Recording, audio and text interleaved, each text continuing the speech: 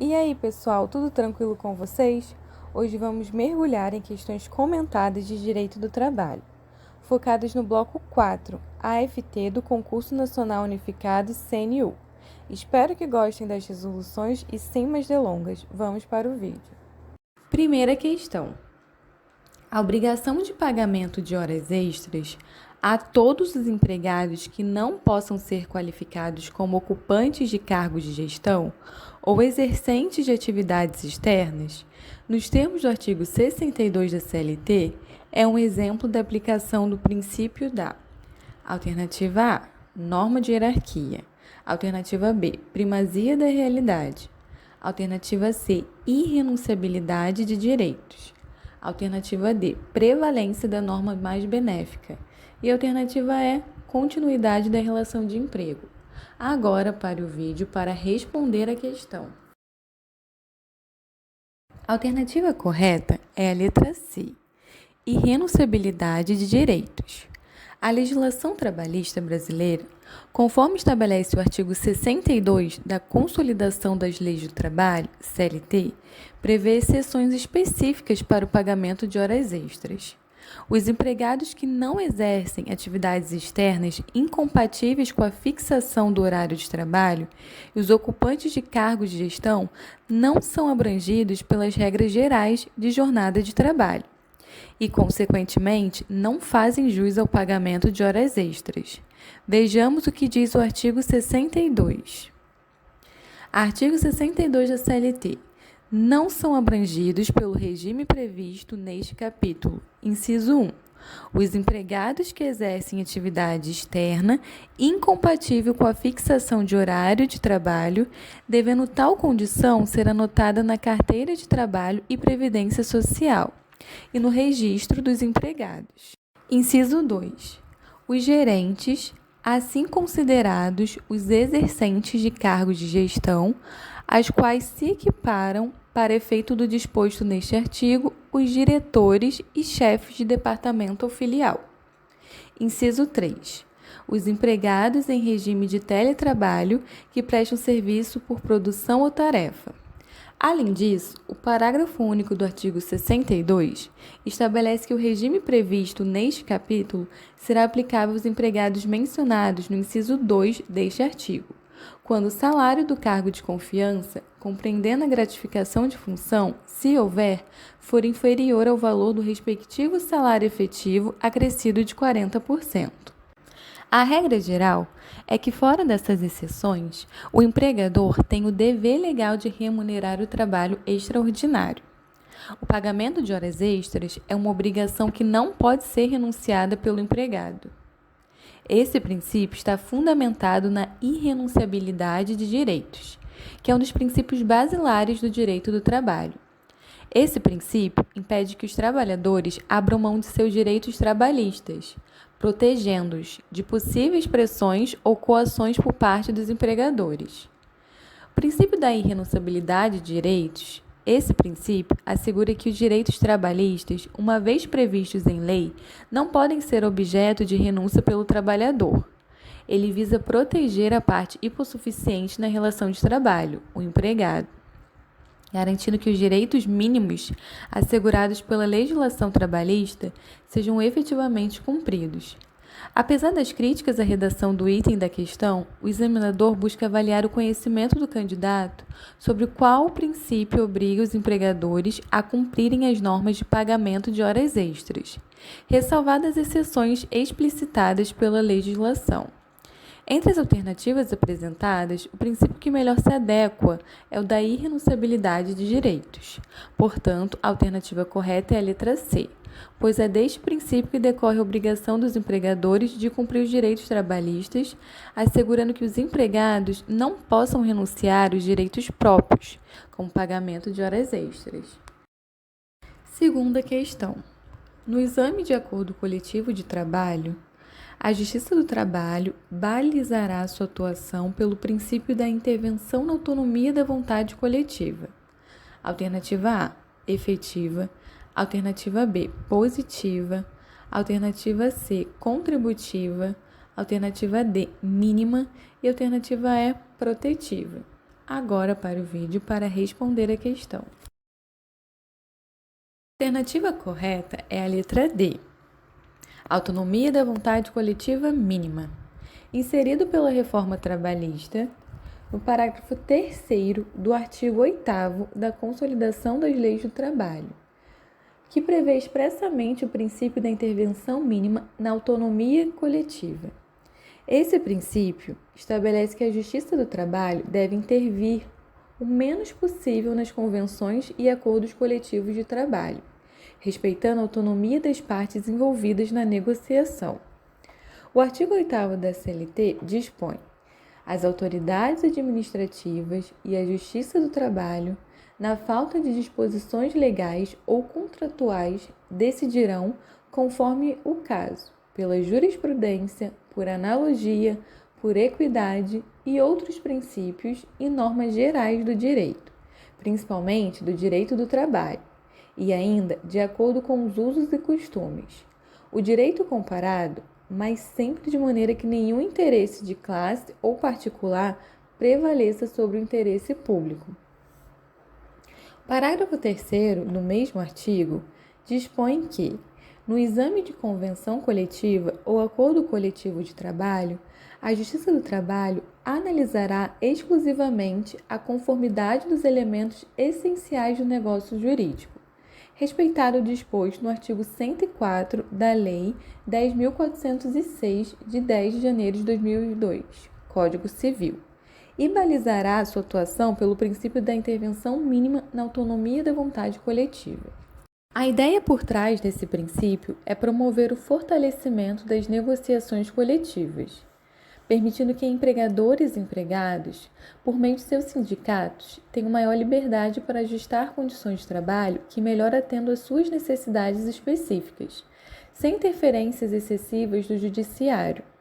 Portanto, ao analisar um acordo coletivo, a Justiça do Trabalho deve se limitar a verificar se os requisitos formais e essenciais do negócio jurídico foram respeitados, sem entrar no mérito das negociações, desde que os acordos não contrariem as disposições legais ou constitucionais. Estão gostando das questões? Então não esqueça de deixar aquele like e clica no botãozinho de inscrever para não perder mais nenhum vídeo. Caso tenha alguma dúvida ou sugestão, não fique com vergonha. Me chame nos comentários que eu te ajudo. Agora vamos para a questão e rumo à aprovação. Terceira questão. De acordo com a consolidação das leis do trabalho, súmulas e outros enunciados de jurisprudências editados pelo Tribunal Superior do Trabalho e pelos Tribunais Regionais do Trabalho não poderão, alternativa A, analisar a essencialidade do negócio jurídico convencional, alternativa B, aplicar direitos previstos constitucionalmente, alternativa C, criar obrigações que não estejam previstas em lei, alternativa D, estabelecer intervenção mínima no acordo coletivo. E alternativa E, interpretar benefícios constantes em convenções coletivas. Agora para o vídeo para responder a questão. A alternativa correta é a letra C. Não poderão criar obrigações que não estejam previstas em lei. A alternativa A está incorreta, conforme prevê o artigo 8º, parágrafo 3º da CLT. O Tribunal Superior do Trabalho e os Tribunais Regionais do Trabalho não estão impedidos de analisar a essencialidade do negócio jurídico convencional, embora estejam limitados aos aspectos formais do negócio jurídico. O artigo 8º, parágrafo 3º da CLT dispõe: no exame de convenção coletiva ou acordo coletivo de trabalho, a Justiça do Trabalho analisará exclusivamente a conformidade dos elementos essenciais do negócio jurídico, respeitado o disposto no artigo 104 do Código Civil, e balizará sua atuação pelo princípio da intervenção mínima na autonomia da vontade coletiva. A letra B também está incorreta, pois é evidente que a Justiça do Trabalho não está impedida de aplicar os direitos previstos constitucionalmente, dado que a Constituição Federal tem supremacia formal e material sobre todo o ordenamento jurídico. Assim, os direitos trabalhistas consagrados na Constituição devem ser aplicados e respeitados. A letra C está correta. Criar obrigações que não estejam previstas em lei é expressamente vedado pelo artigo 8º, parágrafo 2º da CLT, inserido pela reforma trabalhista.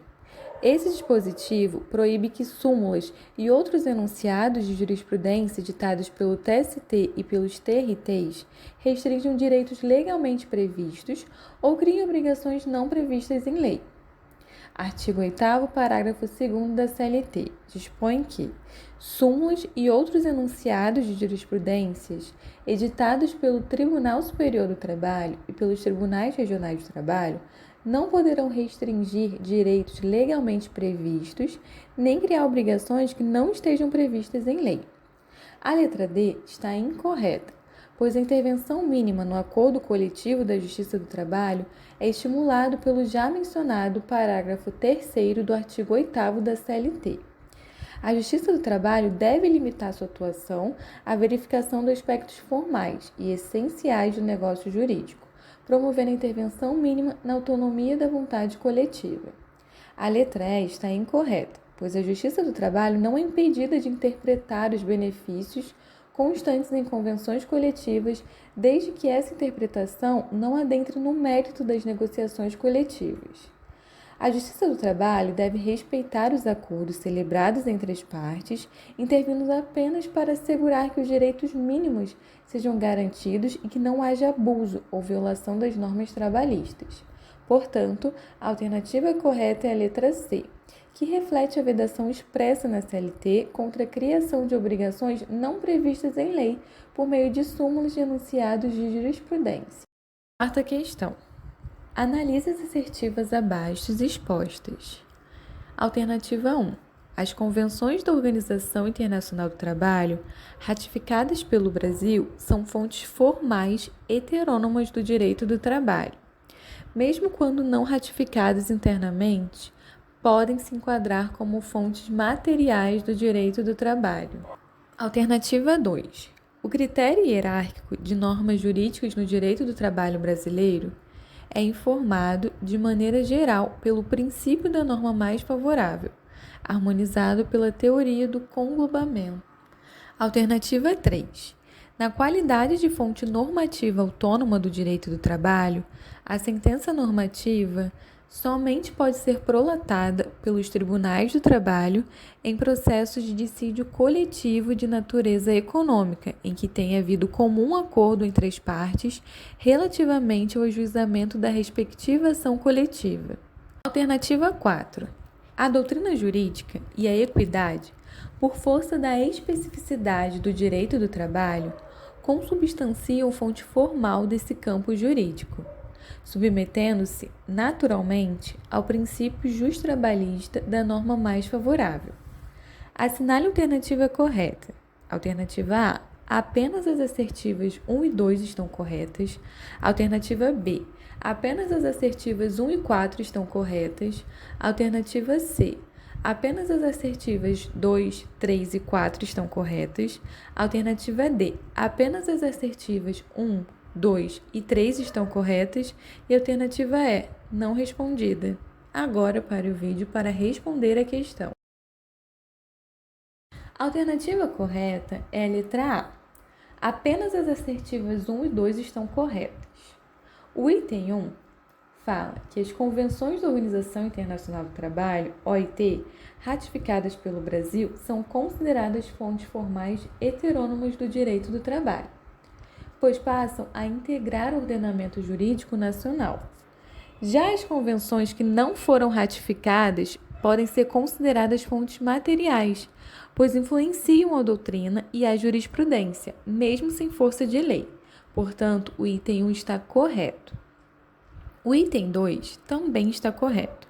O critério hierárquico de normas jurídicas no direito do trabalho é, de fato, informado pelo princípio da norma mais favorável.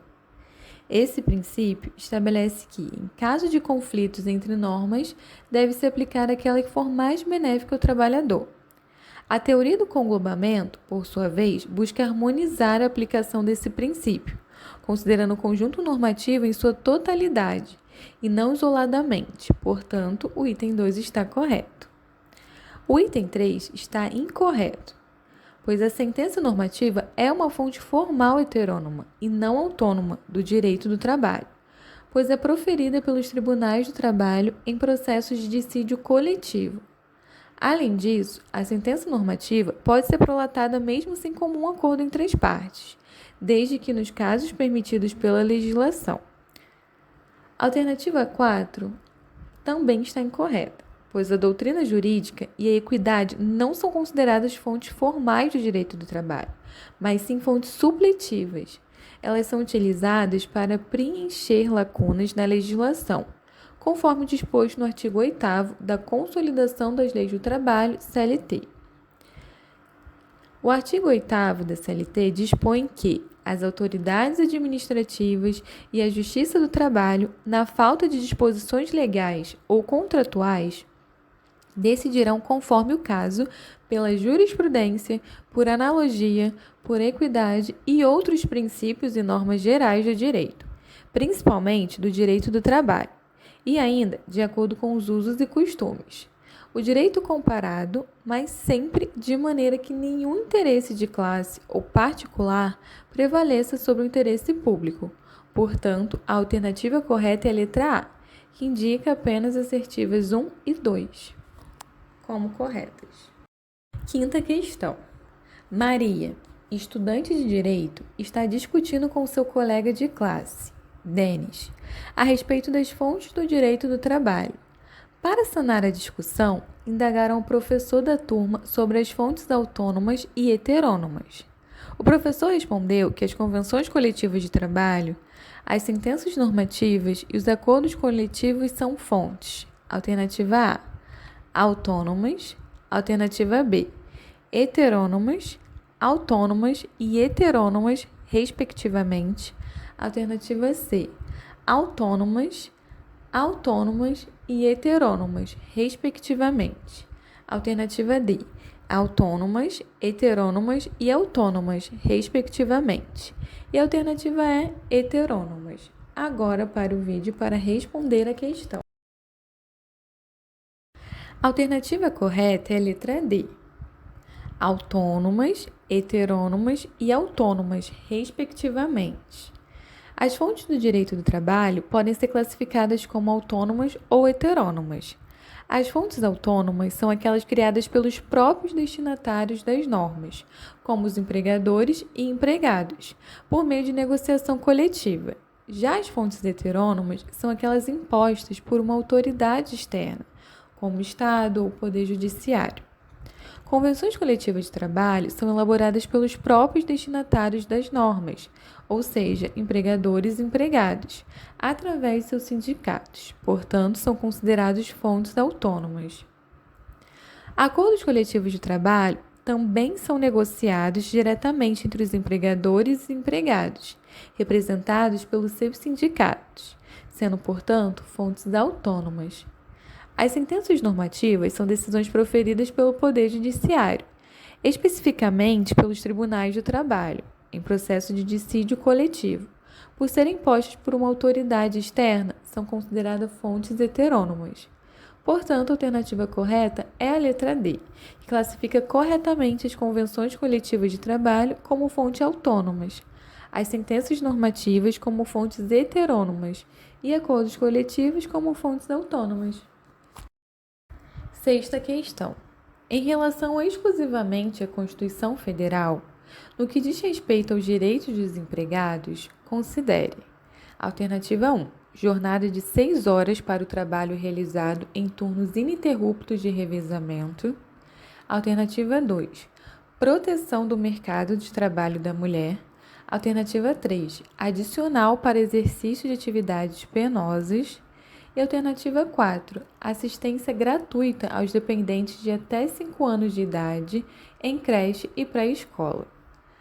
Não tem aplicação imediata, o que consta apenas em alternativa A, 1, 2 e 4, alternativa B, 3 e 4, alternativa C, 4, alternativa D, 2 e 3 e alternativa E, 3. Agora para o vídeo para responder a questão. A resposta correta é a letra E, alternativa 3. Antes de mais nada, é importante notar que o enunciado da questão refere-se exclusivamente à Constituição Federal, sem mencionar regulamentações infraconstitucionais. Proposição 1. A jornada de 6 horas para o trabalho, realizada em turnos ininterruptos de revezamento, está prevista no artigo 7, inciso 14 da Constituição Federal. Esse dispositivo tem implicação imediata, não necessitando de regulamentação adicional. Artigo 7º, inciso 14, dispõe que jornada de 6 horas para o trabalho realizado em turnos ininterruptos de revezamento, salvo negociação coletiva. Proposição 2. A proteção do mercado de trabalho da mulher está prevista no artigo 7º, inciso 20, da Constituição Federal. Esse dispositivo também tem implicação imediata, garantindo a proteção do mercado de trabalho da mulher. O referido artigo dispõe que proteção do mercado de trabalho da mulher, mediante incentivos específicos nos termos da lei. Proposição 3. O adicional para exercício de atividades penosas está previsto no artigo 7º, inciso 23 da Constituição Federal. No entanto, a aplicação desse dispositivo depende de regulamentação infraconstitucional para definir os percentuais, a base de cálculo e as atividades consideradas penosas. Portanto, esse dispositivo não tem aplicação imediata. Artigo 7º, inciso 23, dispõe que adicional de remuneração para atividades penosas, insalubres ou perigosas na forma da lei. Proposição 4. A assistência gratuita aos dependentes de até 5 anos de idade em creche e pré-escola está previsto no artigo 7º, inciso 25 da Constituição Federal. Esse dispositivo possui aplicação imediata.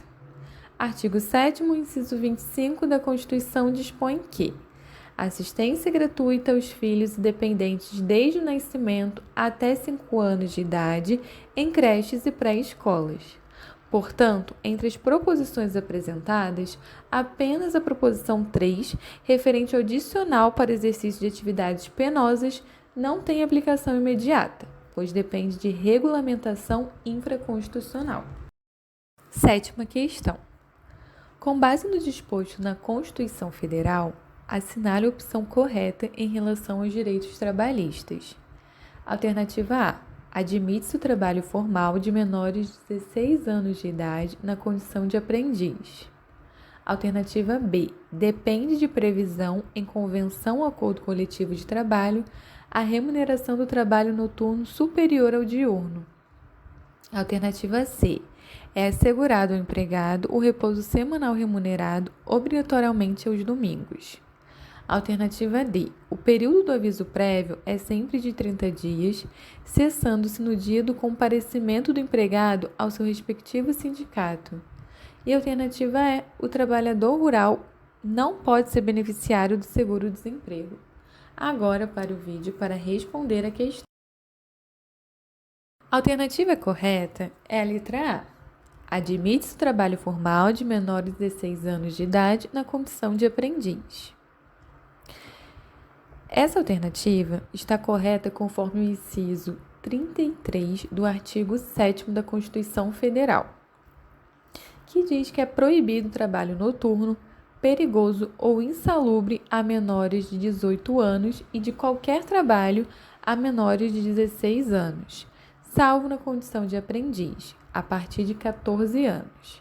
Assim, a Constituição permite o trabalho formal de menores de 16 anos apenas na condição de aprendiz, garantindo a proteção e a formação profissional dos jovens. O artigo 7º, inciso 33 da Constituição dispõe que a proibição de trabalho noturno, perigoso ou insalubre a menores de 18 anos, de qualquer trabalho a menores de 16 anos, salvo na condição de aprendiz a partir de 14 anos. A alternativa B está incorreta.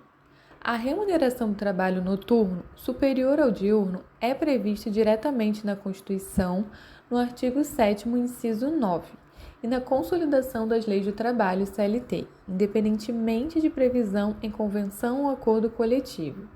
Esse direito é assegurado a todos os trabalhadores que realizam atividades noturnas.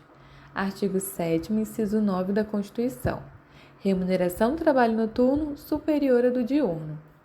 A alternativa C está incorreta. O repouso semanal remunerado deve ser concedido preferencialmente aos domingos, conforme o inciso 15 do artigo 7º da Constituição, e não obrigatoriamente aos domingos. A flexibilização permite adaptação às necessidades específicas de cada setor de trabalho. Artigo 7º, inciso 15 da Constituição, dispõe: repouso semanal remunerado, preferencialmente aos domingos. A alternativa D está incorreta. O período do aviso prévio não é sempre de 30 dias, pois, conforme o artigo 7º, inciso 21 da Constituição, esse é o período mínimo. O aviso prévio pode ser proporcional ao tempo de serviço, conforme regulamentação específica, podendo ser superior a 30 dias. Artigo 7º, inciso 21 da Constituição. Aviso prévio proporcional ao tempo de serviço, sendo no mínimo de 30 dias nos termos da lei. A alternativa E está incorreta. O trabalhador rural também tem direito ao seguro-desemprego, conforme a previsão constitucional. A Constituição assegura esse direito a todos os trabalhadores, independentemente de serem urbanos ou rurais, garantindo a proteção social em caso de desemprego involuntário. Artigo 7º, inciso 2 da Constituição. Seguro-desemprego em caso de desemprego involuntário. Gabarito da questão, alternativa A. Admite trabalho formal de menores de 16 anos de idade na condição de aprendiz. E aí, o que vocês acharam dessa questão? Oitava questão. Assinale a opção correta de acordo com a Constituição Federal. Alternativa A. O seguro contra acidente de trabalho, a cargo do empregador rural, somente será devido ao empregado nos casos em que o empregador estiver obrigado ao pagamento de indenização por ter incorrido em dolo ou culpa. Alternativa B. Por meio de negociação coletiva, pode-se alterar a jornada de 6 horas para o trabalho realizado em turnos ininterruptos de revezamento. Alternativa C. É proibido o trabalho noturno, perigoso ou insalubre a menores de 18 anos de idade e de qualquer trabalho a menores de 16 anos de idade, salvo na condição de aprendiz a partir de 16 anos de idade. Alternativa D. Em virtude da complexidade, o trabalho intelectual necessariamente possui maior valor que o manual. E a alternativa E, conforme norma expressa na Constituição Federal, os direitos dos trabalhadores com vínculo empregatício permanente e os dos trabalhadores avulsos são diferentes em virtude da situação peculiar de cada um. Agora pare o vídeo para responder a questão. A alternativa correta é a letra B. Por meio de negociação coletiva, pode-se alterar a jornada de 6 horas para o trabalho realizado em turnos ininterruptos de revezamento. A alternativa A está incorreta. O seguro contra acidente de trabalho é devido ao empregado independentemente de dolo ou culpa do empregador, sendo uma responsabilidade objetiva do empregador prevista na Constituição Federal. Artigo 7º, inciso 28 da Constituição. Seguro contra acidente de trabalho a cargo do empregador, sem excluir a indenização a que este está obrigado quando incorrer em dolo ou culpa. A alternativa B está correta. A jornada de 6 horas para o trabalho realizado em turnos ininterruptos de revezamento é a regra estabelecida pela Constituição Federal, mas essa jornada pode ser alterada para até 8 horas diárias mediante negociação coletiva. Artigo 7º, inciso 14 da Constituição.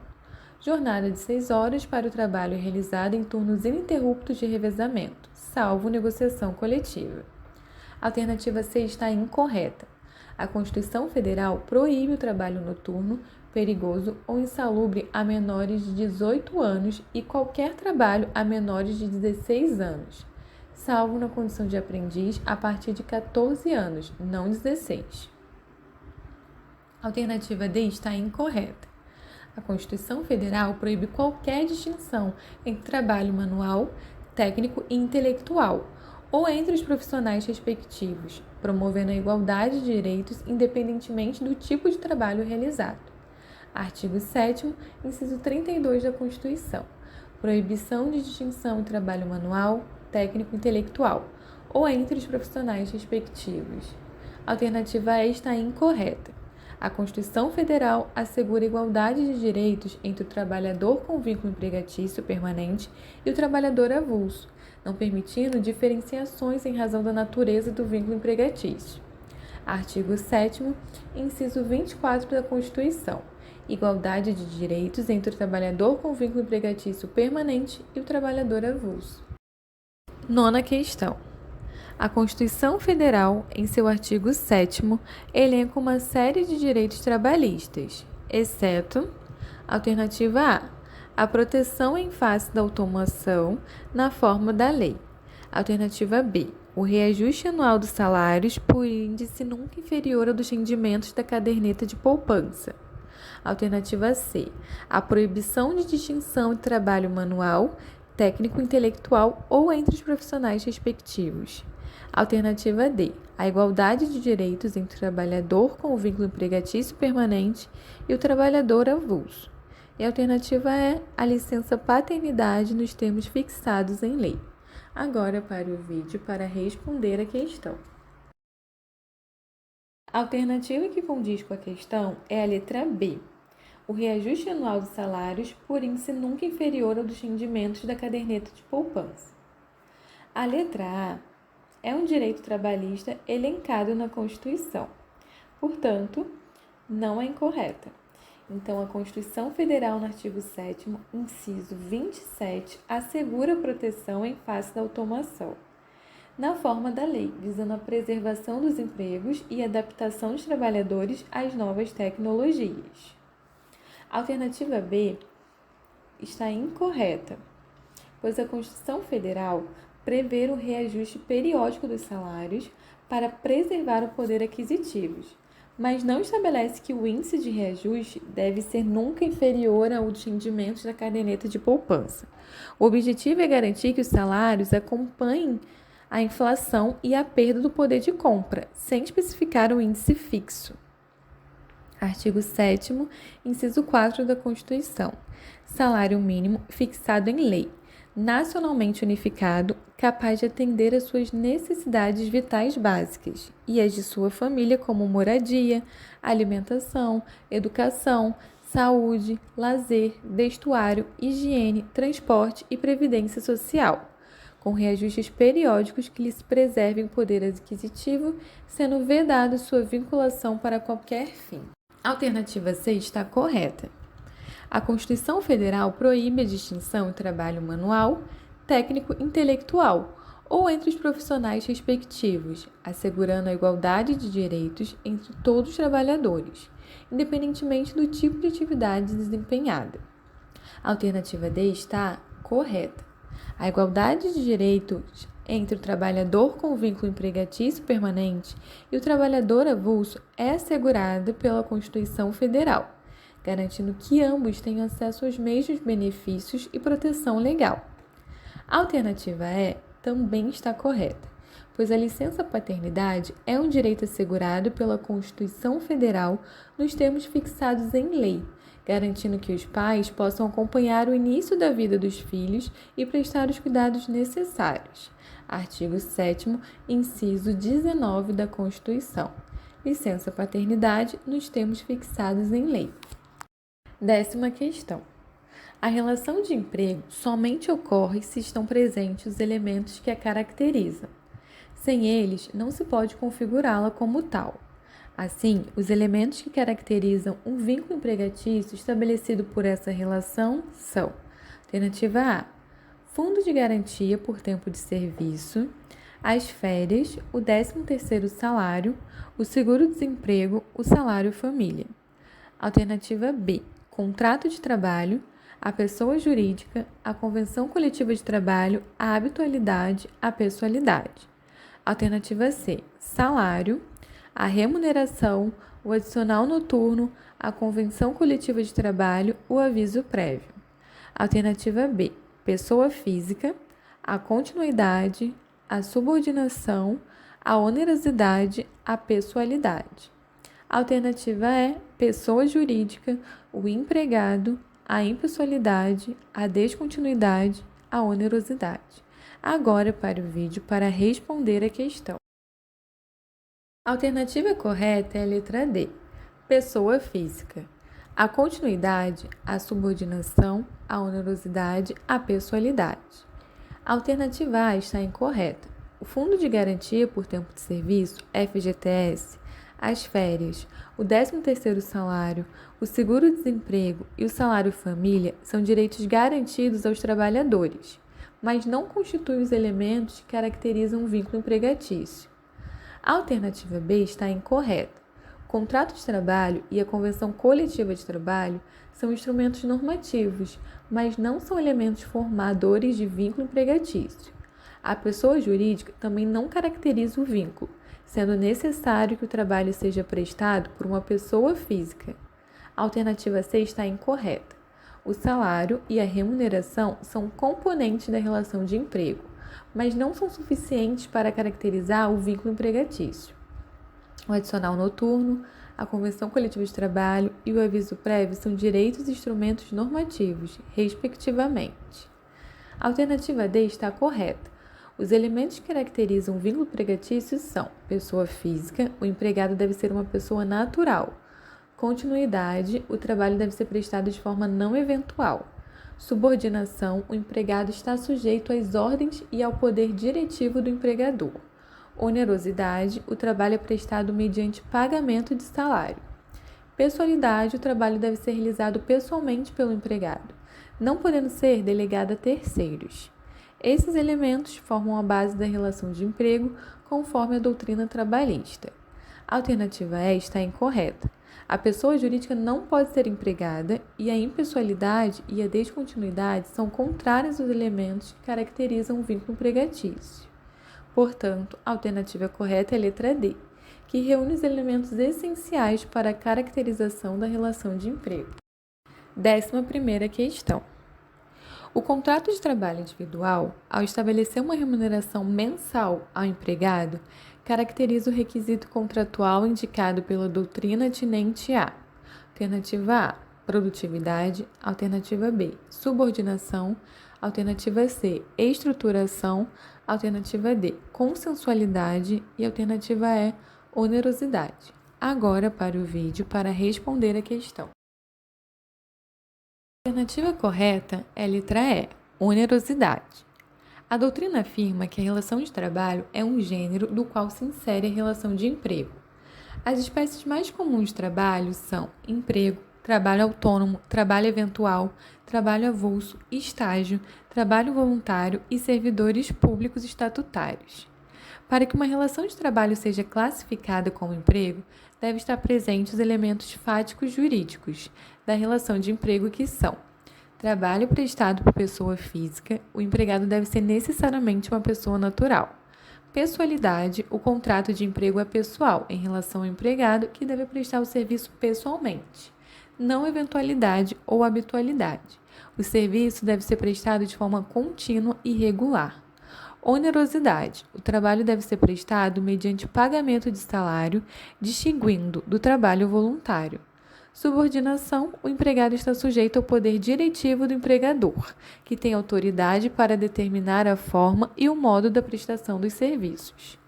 No contexto da questão, ao estabelecer uma remuneração mensal ao empregado, o contrato de trabalho caracteriza o requisito da onerosidade, que é um dos elementos essenciais da relação de emprego. A onerosidade implica que o trabalho é realizado em troca de uma contraprestação financeira, o que diferencia o emprego de outras formas de trabalho, como o voluntário. Portanto, a alternativa correta é a letra E, que corresponde à onerosidade. 12ª questão. Segundo a legislação previdenciária, caracteriza-se o trabalhador autônomo como aquele que: alternativa A, está regulamentado pela CLT, Consolidação das Leis do Trabalho, independentemente de sua atividade, função ou cargo. Alternativa B, está subordinado a quem contrata sua prestação de serviço, estando sujeito ao poder diretivo do empregador. Alternativa C, é solicitado eventualmente para resolver problemas, com total autonomia na prestação de seus serviços. Alternativa D, presta serviço de natureza não eventual como pessoa física a empregador sobre dependência deste e mediante salário. Alternativa E, Presta serviços sem fins lucrativos, com objetivos cívicos, culturais, educacionais, científicos, recreativos ou de assistência social. Agora para o vídeo para responder a questão. A alternativa correta é a letra C. É solicitado eventualmente para resolver problemas com total autonomia na prestação de seus serviços. A alternativa A está incorreta, pois o trabalhador autônomo não é regulamentado pela Consolidação das Leis do Trabalho, CLT, que se aplica principalmente aos trabalhadores empregados. O trabalho autônomo carece do elemento da subordinação, que é essencial para a relação de emprego. A alternativa B está incorreta. O trabalhador autônomo não está subordinado ao contratante, ou seja, ele não se sujeita ao poder diretivo do empregador. A ausência de subordinação é uma característica fundamental do trabalho autônomo. A alternativa C está correta. O trabalhador autônomo presta serviços com total autonomia, sem subordinação, e é solicitado eventualmente para resolver problemas específicos. Ele não está vinculado por uma relação de emprego contínua e subordinada, atuando de forma independente. A alternativa D está incorreta. A descrição dessa alternativa corresponde à definição de empregado, que presta serviços de natureza não eventual a um empregador, sob dependência desse e mediante salário. Esta relação se caracteriza pela subordinação, que não está presente no trabalho autônomo. A alternativa E está incorreta. Essa alternativa descreve o trabalho voluntário, que é realizado sem fins lucrativos e com objetivos cívicos, culturais, educacionais, científicos, recreativos ou de assistência social. O trabalho autônomo, por outro lado, é realizado com fins lucrativos e não se enquadra nessa descrição. O trabalhador autônomo é aquele que presta serviço de forma eventual, com autonomia e sem subordinação ao contratante, sendo essa definição mais adequada conforme a legislação previdenciária. 13ª questão. Para que seja caracterizada a existência de vínculo de emprego, é necessária a presença concomitante de alguns requisitos.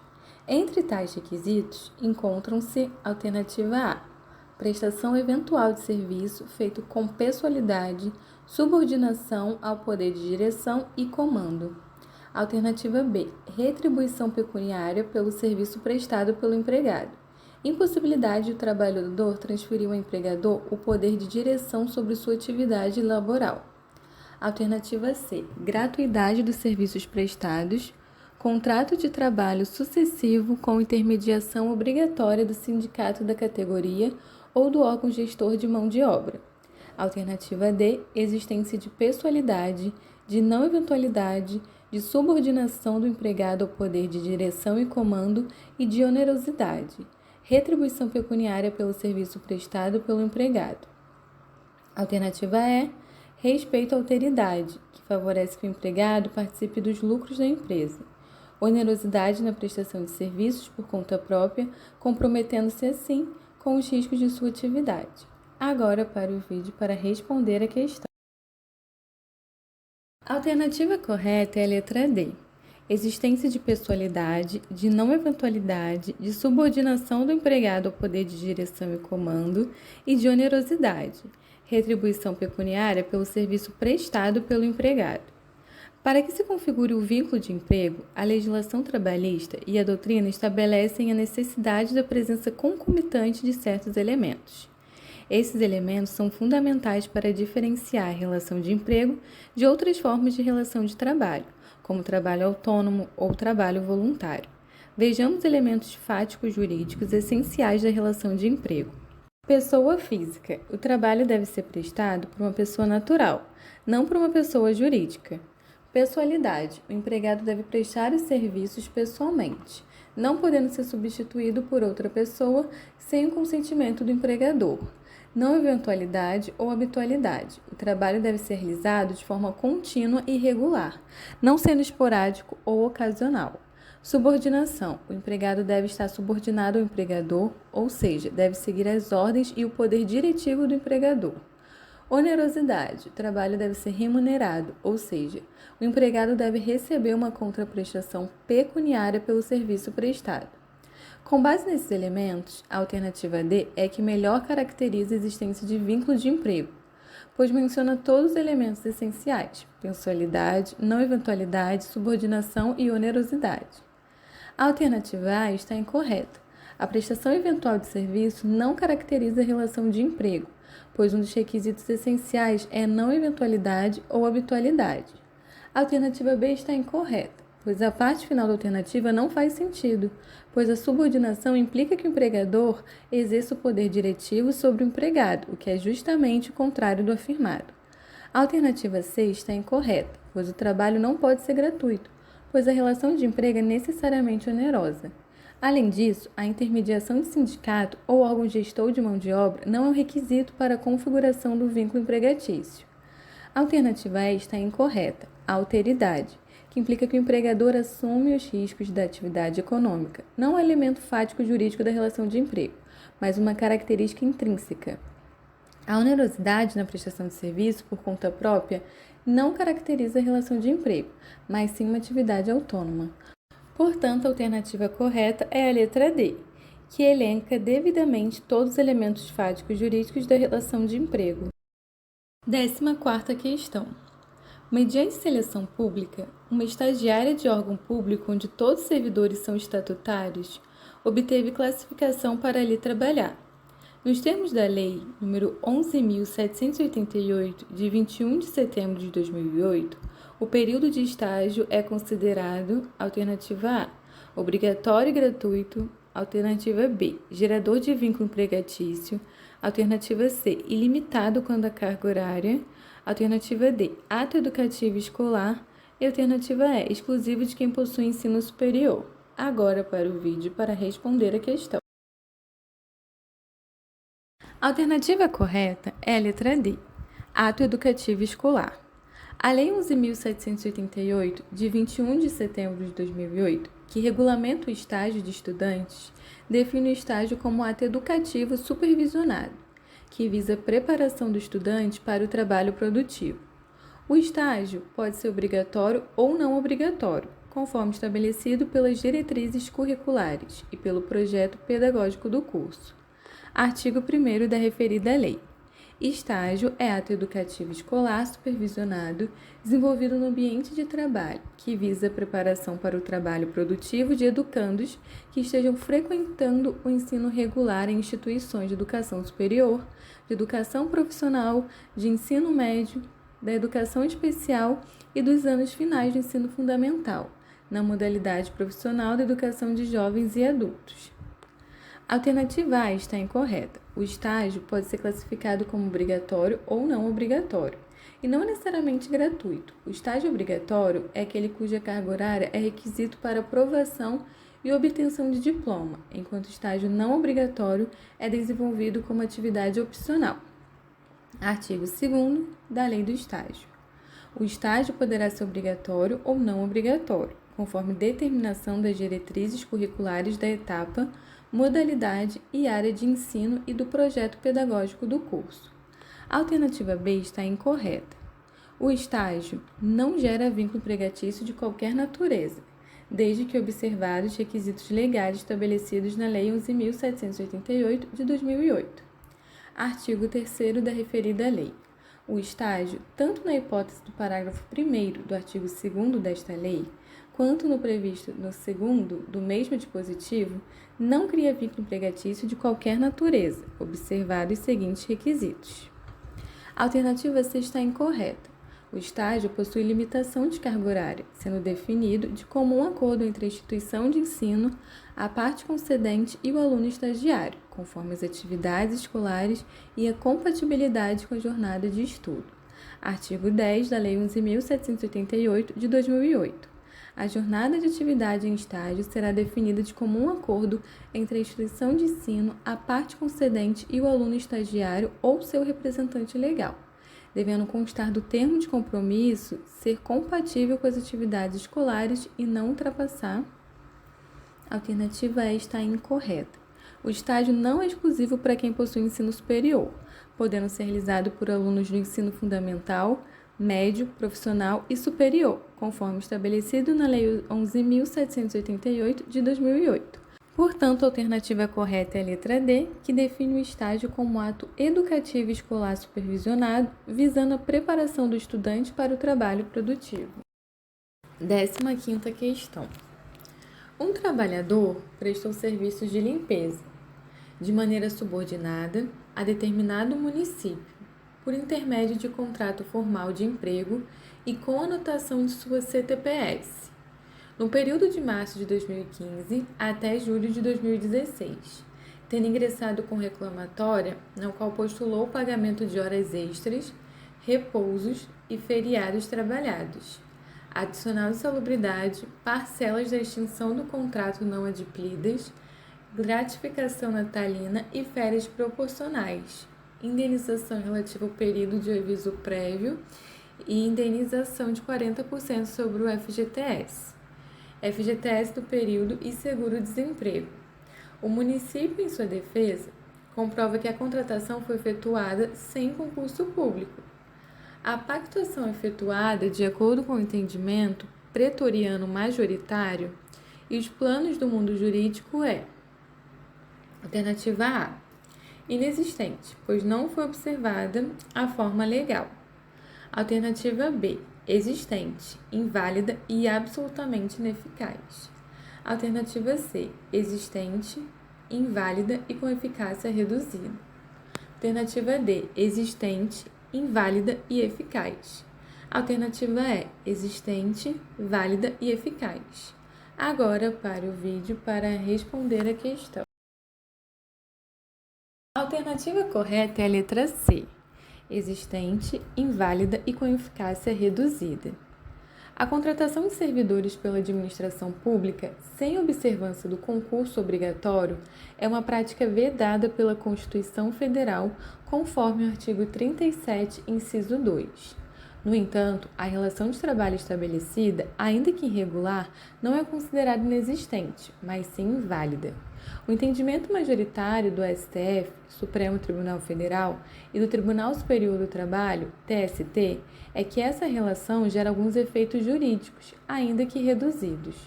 Súmula 363 do TST. A contratação de servidor público após a Constituição de 1988, sem prévia aprovação em concurso público, encontra óbice no artigo 37, inciso 2 da Constituição Federal. Somente conferindo ao trabalhador direito ao pagamento dos salários referentes ao número de horas trabalhadas e aos depósitos do FGTS. Portanto, embora a contratação sem concurso público seja inválida, reconhece-se a existência da relação de trabalho e são assegurados ao trabalhador alguns direitos, como o pagamento dos salários pelo período trabalhado e o levantamento dos depósitos do FGTS. A alternativa A está incorreta. A contratação não é inexistente, pois a relação de trabalho de fato ocorreu, mesmo que de forma irregular. A alternativa B está incorreta. A contratação é inválida, mas não absolutamente ineficaz, pois gera alguns efeitos jurídicos limitados. A alternativa C está correta. A contratação é existente, inválida e com eficácia reduzida, pois apesar de ser inválida, assegura alguns direitos ao trabalhador. A alternativa D está incorreta. A contratação é inválida e não possui plena eficácia, mas apenas eficácia reduzida. A alternativa E está incorreta. A contratação não é válida nem possui plena eficácia devido à ausência de concurso público. Portanto, a alternativa correta é a letra C, que reconhece a existência da contratação, embora inválida, com eficácia reduzida. 16ª questão. Em relação ao trabalho do menor, é correto afirmar: é proibido o trabalho perigoso, insalubre e noturno do menor de 21 anos, de acordo com a Constituição Federal. Alternativa B. O contrato de aprendizagem pode ser celebrado com o aprendiz com idade entre 14 e 18 anos. Alternativa C. É permitida a compensação de jornada para os aprendizes. Alternativa D. O contrato de aprendizagem não pode ser extinto antecipadamente, salvo se houver prática de falta grave por parte do aprendiz. Alternativa E. É lícito ao menor firmar recibo pelo pagamento dos salários. Tratando-se, porém, de rescisão do contrato de trabalho, é vedado ao menor de 18 anos dar, sem assistência dos pais ou responsáveis legais, quitação ao empregador pelo recebimento de indenização que lhe for devida. Agora para o vídeo para responder a questão. A alternativa correta é a letra E. É ilícito ao menor firmar recibo pelo pagamento dos salários. Tratando-se, porém, de rescisão do contrato de trabalho, é vedado ao menor de 18 anos dar, sem assistência dos pais ou responsáveis legais, quitação ao empregador pelo recebimento de indenização que lhe for devida. A alternativa A está incorreta. A Constituição Federal de 1988 dispõe que é proibido o trabalho noturno, perigoso ou insalubre para menores de 18 anos e qualquer trabalho para menores de 16 anos, salvo na condição de aprendiz a partir de 14 anos. Artigo 7º, inciso 33 da Constituição. Proibição de trabalho noturno, perigoso ou insalubre a menores de 18 anos e de qualquer trabalho a menores de 16, salvo na condição de aprendiz a partir de 14 anos. A alternativa B está incorreta. O contrato de aprendizagem pode ser celebrado com jovens com idade entre 14 e 24 anos, conforme previsto na CLT. Artigo 428 da CLT. Contrato de aprendizagem é o contrato de trabalho especial, ajustado por escrito e por prazo determinado, em que o empregador se compromete a assegurar ao maior de 14 anos e menor de 24 anos, inscrito em programa de aprendizagem e formação técnico-profissional. A alternativa C está incorreta. A CLT não permite a prorrogação ou a compensação de jornada para os aprendizes. Artigo 432 da CLT. A duração do trabalho do aprendiz não excederá de 6 horas diárias, sendo vedadas a prorrogação e a compensação de jornada. A alternativa D está incorreta. O contrato de aprendizagem pode ser extinto antecipadamente em outras situações, além da prática de falta grave, como desempenho insuficiente, inadaptação, ausência injustificada à escola ou a pedido do aprendiz. Artigo 433 da CLT. O contrato de aprendizagem extingue-se no seu termo, ou quando o aprendiz completar 24 anos, ou ainda antecipadamente nas seguintes hipóteses: 1. Desempenho suficiente ou inadaptação do aprendiz. 2. Falta disciplinar grave. 3. Ausência injustificada à escola que implique perda no ano letivo. 4. A pedido do aprendiz. A alternativa A está correta. De acordo com a CLT, é permitido ao menor firmar recibo pelo pagamento dos salários. No entanto, para a quitação das verbas rescisórias, o menor de 18 anos deve ser assistido pelos pais ou responsáveis legais. Artigo 439 da CLT. É lícito ao menor firmar recibo pelo pagamento dos salários. Tratando-se, porém, de rescisão do contrato de trabalho, é vedado ao menor de 18 anos dar, sem assistência dos seus responsáveis legais, quitação ao empregador pelo recebimento da indenização que lhe for devida. Portanto, a alternativa correta é a letra E, que está de acordo com a legislação trabalhista. 17ª questão. Em relação ao trabalho temporário, é correto afirmar. Alternativa A. O trabalho temporário pode ser contratado para substituição do pessoal regular e permanente da empresa, ou em caso de serviços excepcionais que não se inserem na atividade fim da empresa contratante. Alternativa B. Empresa de trabalho temporário é a pessoa jurídica que tem por atividade colocar à disposição de outras empresas temporariamente trabalhadores. Alternativa C. O contrato entre a empresa de trabalho temporário e a tomadora de serviço ou cliente pode ser escrito ou verbal, desde que fique claro o motivo justificador da demanda de trabalho temporário.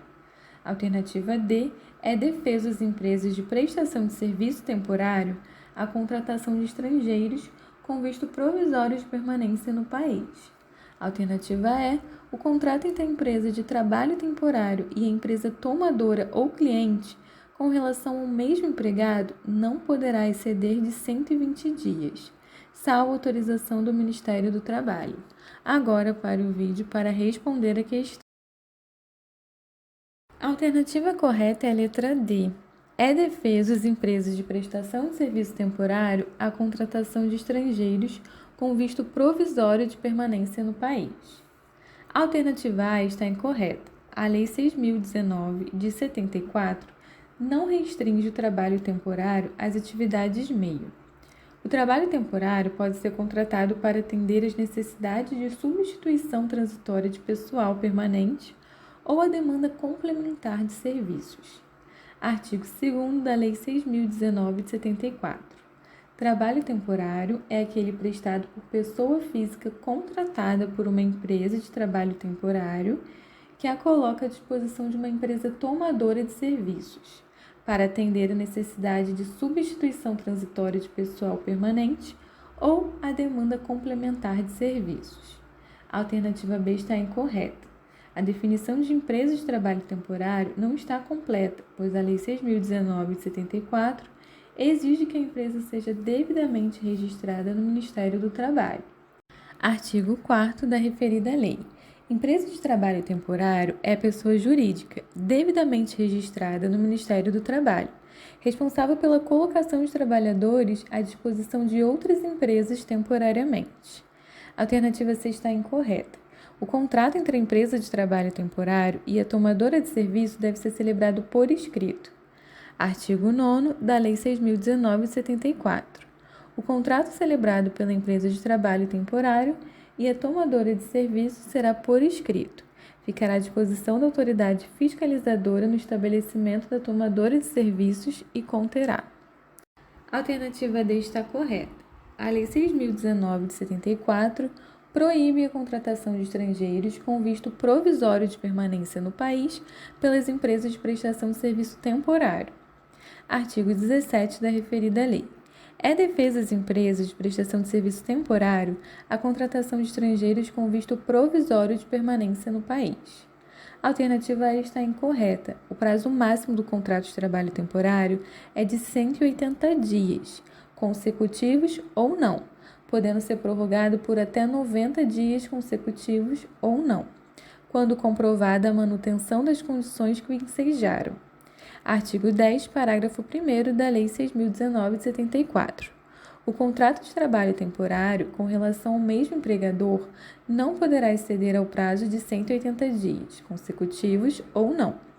Parágrafo 2º. O contrato poderá ser prorrogado por até 90 dias, consecutivos ou não, além do prazo estabelecido no parágrafo 1º deste artigo, quando comprovada a manutenção das condições que o ensejaram. Portanto, a alternativa correta é a letra D, que está de acordo com a legislação vigente. 18ª questão.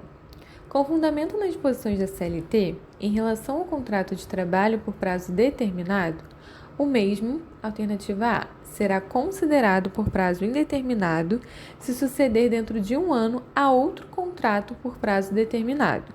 Alternativa B, não é admitido pelo ordenamento jurídico brasileiro. Alternativa C, pode ser prorrogado, tácita ou expressamente, por no máximo 3 vezes. Alternativa D, pode ser celebrado livremente pelas partes, para qualquer tipo de atividade empresarial.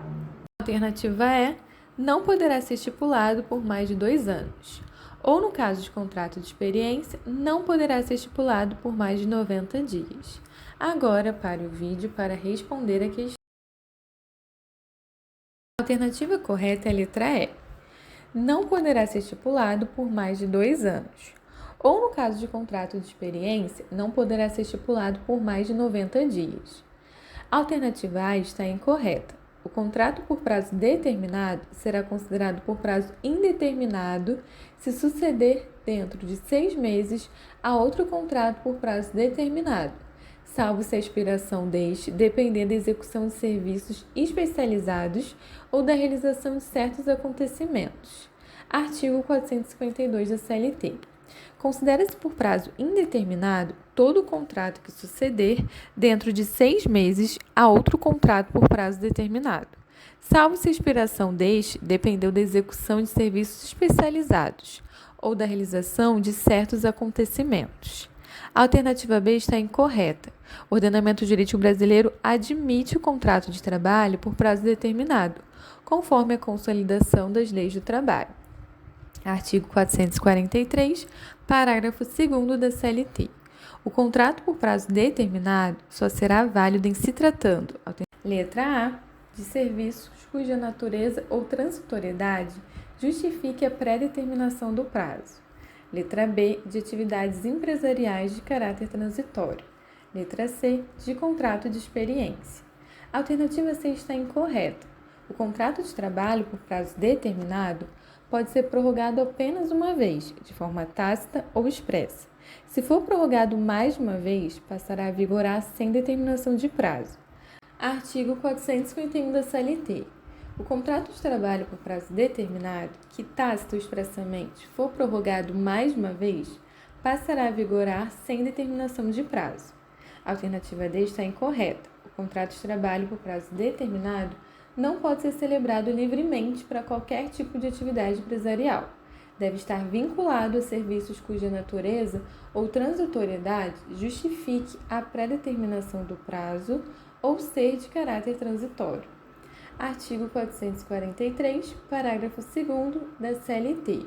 O contrato por prazo determinado só será válido em se tratando, letra A, de serviço cuja natureza ou transitoriedade justifique a pré-determinação do prazo, letra B, de atividades empresariais de caráter transitório e letra C, de contrato de experiência. A alternativa E está correta. O contrato de trabalho por prazo determinado não pode ser estipulado por mais de 2 anos e o contrato de experiência não poderá exceder 90 dias. Artigo 445 da CLT. O contrato de trabalho por prazo determinado não poderá ser estipulado por mais de 2 anos. Parágrafo único.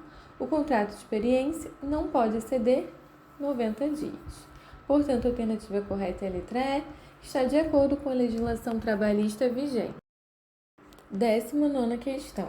O empregador, quando da admissão de empregados, assume determinadas obrigações legais advindas da CLT. Não é uma dessas obrigações. Alternativa A, proporcionar condições de gozo de férias anuais. Alternativa B, remunerar de acordo com o contrato individual de trabalho. Alternativa C, realizar pagamentos de 13º salário e demais direitos adquiridos. Alternativa D, estabelecer jornada semanal de no máximo 40 horas de trabalho. E a alternativa E, oferecer condições de trabalho que não ofereçam risco à integridade física do trabalhador. Agora pare o vídeo para responder a questão. A resposta da questão é letra E. A alternativa A está correta. Proporcionar condições de gozo de férias anuais para o empregado é uma garantia constitucional e também prevista na Consolidação das Leis do Trabalho, CLT. Artigo 7º, inciso 17 da Constituição.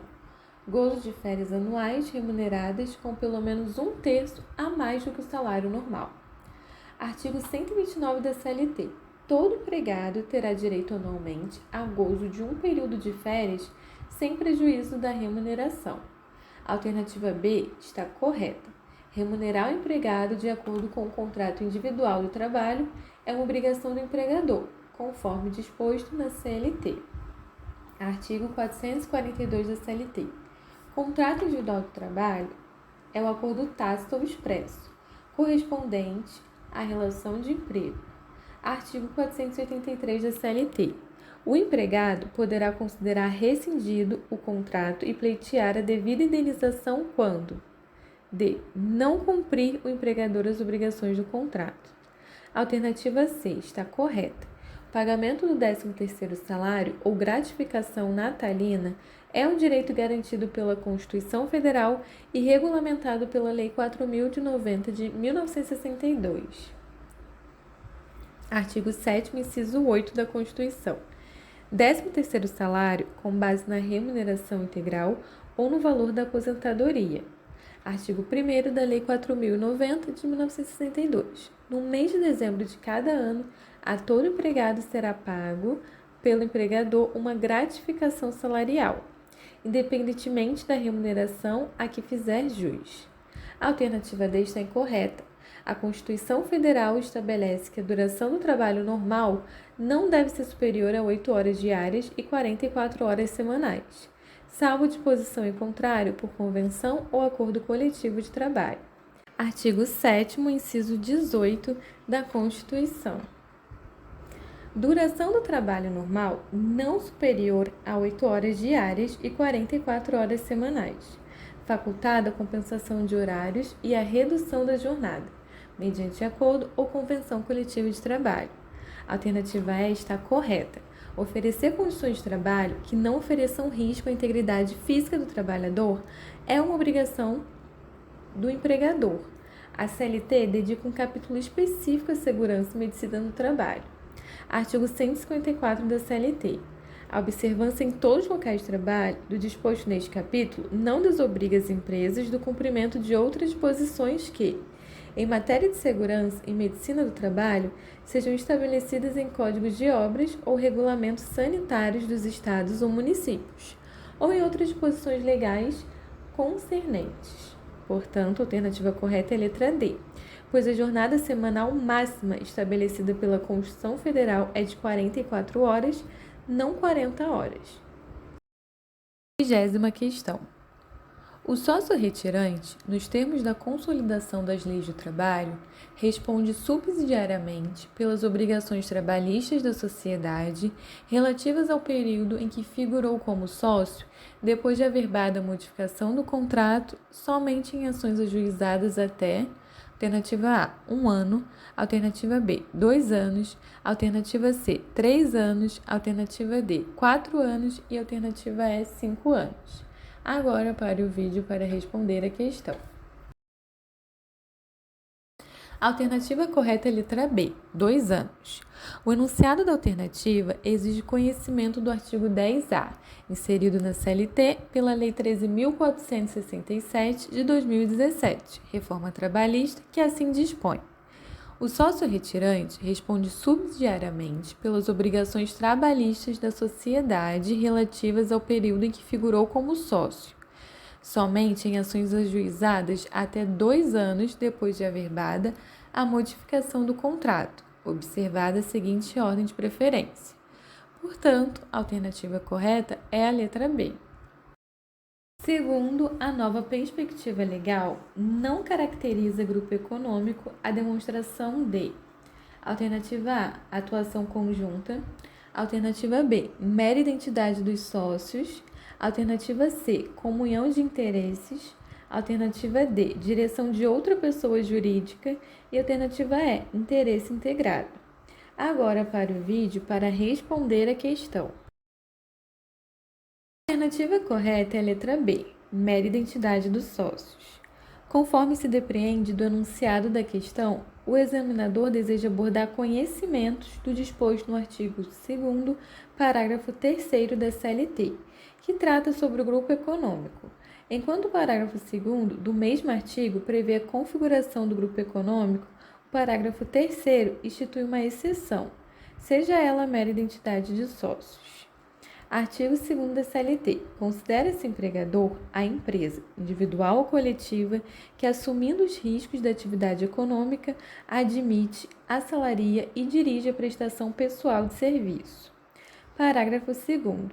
Sempre que uma ou mais empresas, tendo, embora cada uma delas personalidade jurídica própria, estiverem sob a direção, controle ou administração de outra, ou ainda quando, mesmo guardando cada um sua autonomia, integrem grupo econômico, serão responsáveis solidariamente pelas obrigações decorrentes da relação de emprego. Parágrafo 3º. Não caracteriza grupo econômico a mera identidade de sócios, sendo necessárias para a configuração do grupo a demonstração do interesse integrado, a efetiva comunhão de interesses e a atuação conjunta das empresas dele integrantes.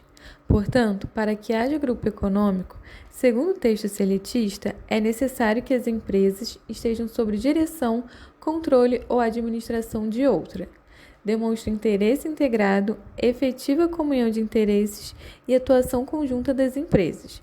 Dessa forma, a mera identidade de sócios não autoriza a caracterização de grupo econômico. 12ª questão. As cooperativas de trabalho no Brasil são reguladas pela Lei nº 12.690, de julho de 2012, em seus diversos artigos. As cooperativas de trabalho, assim como as demais desse segmento, fundamentam-se em princípios e valores. Qual dos tópicos abaixo não tem relação com esses referenciais? Alternativa A, participação econômica dos membros da cooperativa. Alternativa B, preservação dos direitos sociais, do valor social do trabalho e da livre iniciativa. Alternativa C, o contratante da cooperativa de trabalho não responde solidariamente pelo cumprimento das normas de saúde e segurança do trabalho, quando os serviços forem prestados no seu estabelecimento ou em um local por ele determinado. Alternativa D, a cooperativa de trabalho não poderá ser impedida de participar de procedimentos de licitações públicas que tenham operações e atividades previstas em seu objeto social. Agora para o vídeo para responder a questão. A resposta correta é a alternativa C. O contratante da cooperativa de trabalho não responde solidariamente pelo cumprimento das normas de saúde e segurança do trabalho, quando os serviços forem prestados no seu estabelecimento ou em local por ele determinado. As letras A e B dizem respeito aos princípios e valores do artigo 3º da lei. A cooperativa de trabalho rege-se pelos seguintes princípios e valores. Inciso 3. Participação econômica dos membros. Inciso 8. Preservação dos direitos sociais, do valor social do trabalho e da livre iniciativa. A letra C contraria a seguinte regra legal. Artigo 9 da Lei 12.690 de 2012. O contratante da cooperativa de trabalho, prevista no inciso 2 do caput do artigo 4º desta lei, responde solidariamente pelo cumprimento das normas de saúde e segurança do trabalho quando os serviços forem prestados no seu estabelecimento ou em local por ele determinado. A letra D diz respeito ao disposto no artigo 10, parágrafo 2º da Lei 12.690 de 2012. A cooperativa de trabalho não poderá ser impedida de participar de procedimentos de licitação pública que tenham por escopo os mesmos serviços, operações e atividades previstas em seu objeto social. Portanto, a alternativa correta é a letra C, pois a Lei 12.690 de 2012 prevê a responsabilidade solidária do contratante pelo cumprimento das normas de saúde e segurança do trabalho. Parabéns para você que chegou até aqui. Com fé em Deus e na sua determinação, você será aprovado no concurso dos seus sonhos. Caso tenha sugestões de algum assunto, não esqueça de deixar aqui nos comentários. Um abraço bem forte e que Deus te abençoe.